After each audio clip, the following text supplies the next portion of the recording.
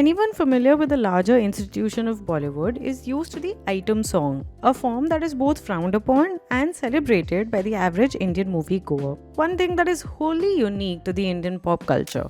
Rooted in spectacle and sensuality, these songs have objectified women but also elevated them to stardom. They've borrowed from the margins and defined the mainstream. But how did this uniquely Indian form come to be? And what does its evolution tell us about Indian films, about beauty, and about who gets to be looked at? You're watching Soft Power, a series that dives deep into the milestones and movements of Indian music and pop culture. We break down how it has evolved, people who are shaping it, and why it deserves global attention. While the item song is largely derogatory to women, like most other dance and music forms that find women at the center, it is also the platform upon which complex and beautiful creative styles have grown. In case you're unfamiliar, essentially these are songs that see a flashily dressed woman, or sometimes women, dancing to upbeat and sensuous tunes for the entertainment of male patrons. Item songs have been a marketing tactic in Indian films to draw in crowds to theatres. This phenomenon came into being with hyper-masculine action films, which is a pretty normal space to find women in positions of objectification. To make it make sense, an item song is often placed in high drama scenes, either as a means of distraction or the backdrop to sinister activities. For both reasons, they had to be flashy, loud, and over the top. The birth of the item song coincided with the era of the vamp, a foil to the virtuous, chaste heroine who represented the morality of the Indian middle class. The vamp's person was reduced to just her body. In this era, the performer of an item song was a relatively loose woman with Western and therefore corrupt values. With time, however, the heroine came to be a comely combination of the modern and the traditional, and the West, with its corrupt values, moved from taboo to norm. When this happened, other forms of marginalized tropes had to be juiced for the item girl image, which would be exotic to both the urban hero and moviegoer, such as the Banjaran, the village girl, the suburban bar dancer, the fisherwoman, or the sex worker. Musical tropes, accordingly, would grow more and more exotic with time. From the 1950s down the line, the constant requirement of these songs has been for them to be upbeat, high energy, and dance-friendly, with lyrics that necessarily drew attention to the dancing body. Visually too, it made sense to bring in tropes like the Banjaran, who brought with themselves brightly colored and sequined outfits. These would usually be two-piece numbers, accompanied by waist chains and sparkling waist scarves, which would help emphasize belly dance-inspired moves, and a Bollywood classic, the Thumka. The first instances of these songs can be traced as far back as the 1950s, with the immensely talented dancer Cuckoo. A hallmark of the genre sees her dancing in a bar amidst alcohol, gambling, and smoke to Shamshad Begum's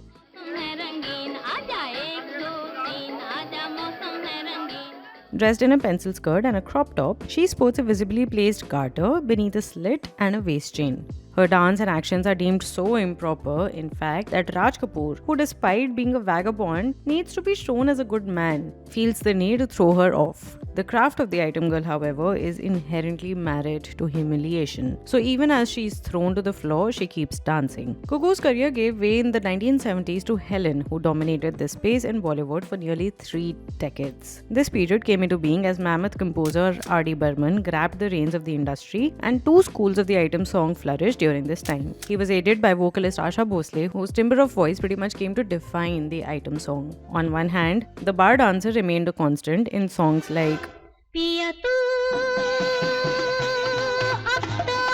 As colored cinema made its way into Bollywood, this type would see the woman dancing in sparkly, brightly colored dresses or flapper-inspired cabaret outfits made up to almost come across as white. The woman would be performing bold, jerky choreography across restaurant stages or similar white spaces. Musically, these tracks borrowed from cabaret and disco and would include interludes and motifs of gasps and grunts.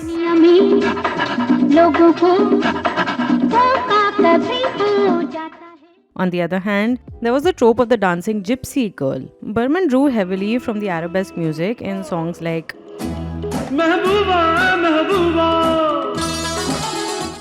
In fact, everything in this incredible genre-defining performance was meant to push boundaries. From P.L. Raj's choreography to Helen's sparkly green and orange costume, which were more outrageous than any item number so far. Parallel to these movements, a segment of Bollywood inspired by South Indian cinema was now beginning to objectify the body of the heroine as well. This was seen to a large extent in films that starred Vajanti Mala, where she would play characters from marginalized communities. For instance, an Adivasi girl in Nagin, another tribal woman in Madhumati, and a courtesan in Devdas. In this movement, the dances drew more from Indian classical and folk types, which also retained the waist as the primary object of gaze.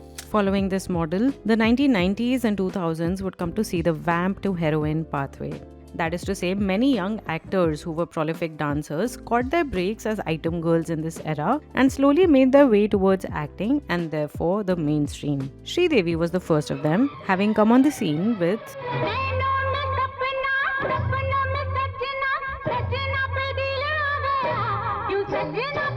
which established her not only as a dancer par excellence, but also as having the kind of appeal which would actively drive audiences to the cinemas. Following her rise, Madhuri Dixit became the focal point of the item number with record-breaking hits.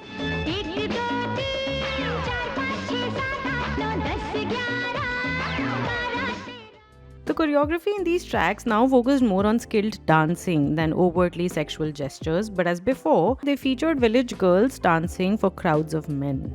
Their costumes remained bright and sequined and two-pieced, often ankle-length ghagra cholis, which were essentially glammed-up versions of the clothing of the average village girl in mainland India. Also, conveniently, they drew appropriate attention to the waist. It was in fact in this period that the term item number was first coined, with reference to Shilpa Shetty's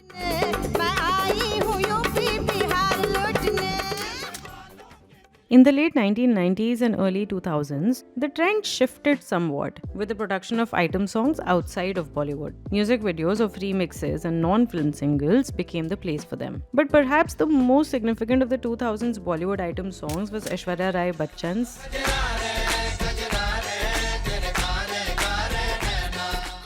After a relatively long break, moviegoers were pleasantly surprised to have an item song in a film, and Shankar Ehsaan Loy's signature pleasantness elevated the track from a forbidden pleasure to a piece of art. The lyrics too spoke of the dancer's eyes rather than her body, and spoke of her as an object of love rather than lust. Most importantly, it took the audience by storm to see superstar Aishwarya Rai cameo as a bar dancer. What this enabled was a sort of normalization of the item song, and in a movement inverse to that of the 80s and 90s, we would now see established stars cameo in them. This began with Bipasha Basu in Vishal Bhardwaj's Omkara. In the same year, Malaika Arora made a big comeback. This song was such a huge hit that it almost single-handedly cemented the item song as a staple once again. This was followed by Katrina Kaif's and in quick succession after that, there was this song featuring Katrina, this one with Malika Sherawat, this one with Kareena Kapoor, and this one with Priyanka Chopra. Significantly, the cleansing of lyrics and choreography that had served to distinguish Aishwarya Rai Bachchan from a Rakhi Sawant song had now disappeared.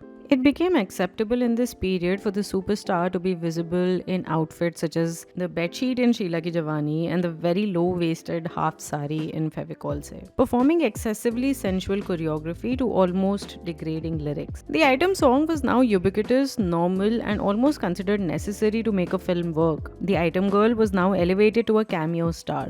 Musically, this period was extremely diverse. While on the one hand, Chikni Chameli reworked a popular Maharashtrian folk track, Munni Badnaam was entirely its own song, as was Sheila Ki Jawani and Fevicol Se. The requirement of a bolder, huskier voice remained. The phenomenon put in place by Asha Bhosle in the 70s had given way to the vocals of Ela Arun in the 90s. Now, despite the odd appearance of a softer voice like Shreya Ghoshal on Chikni Chameli, the item song was a playfield of bold voices like Suniti Chauhan and Mamta Sharma. Tides turned again in the late 2010s, and the most significant instance of this was Nora Fatehi's.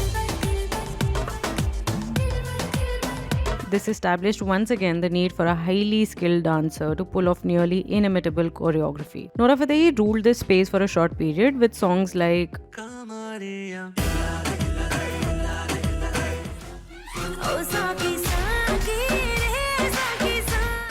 Under the shadow of an impending pandemic, however, this era found itself to be rather short-lived, though significant.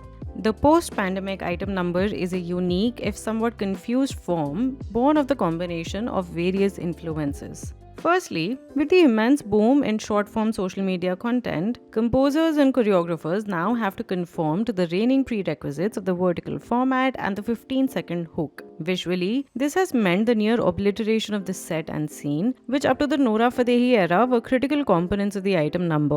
Earlier, it was important to clearly show how the dancer was being looked at and how she responded to that gaze. Now, that part is just assumed. Only the dancer occupies the screen, and choreography has also had to be modified such that bodies do not move beyond the 9:16 frame. Musically too, the item song has been dulled down. Beats no longer enable the thumka, although costumes still enable the visualization of the waist, and tunes feature very little variation. With the huge commercial success of Pushpa followed by RRR, the South made its way into Bollywood, and with it came the surprisingly subversive. It puts the onus of the item number and indeed the very gaze of objectification on the watcher, the man. It sort of summarizes the entire canon of item songs thus far. In a way, while remaining provocative, Aaj Ki Raat does the same, in pointing out that the joy of gazing is cheap and free. The item song has always been a mirror, reflecting what the film industries around India think will sell, what the audience is allowed to desire, and who gets to be desired. Through decades, it has shifted shape, from the smoky bars of Cuckoo's era to the glitter-drenched stages, and from the full-bodied bar dancers of the 60s to the extremely fit, nearly skinny item girls of the 2000s. Each era and all its stars have been united by one thing: the demand to be looked at, and in that gaze lies both power and peril. Because while item songs have often reduced women to spectacle, they have also given those same women space to own the screen, and in many cases to build their careers. As streaming, short-form content and pan-Indian cinema reshape the Indian film industry, the item number is once again at a crossroads. Will it evolve into something more self-aware and submersive, or will it continue to be a shiny, shallow placeholder designed to go viral? Only time and the next hit song will tell.